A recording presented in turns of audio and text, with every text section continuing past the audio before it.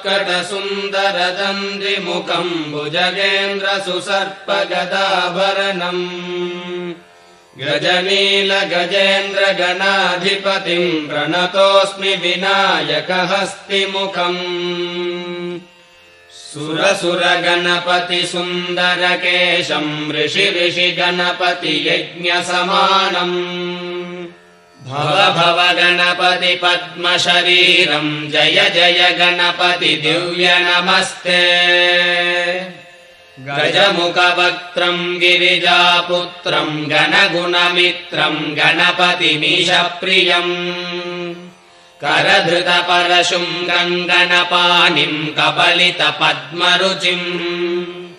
सुरपतिवन्द्यम् सुन्दरनृत्तम् सुरचितमणिमकुटम् प्रणमत देहम् प्रकटितकालम् षड्गिरिता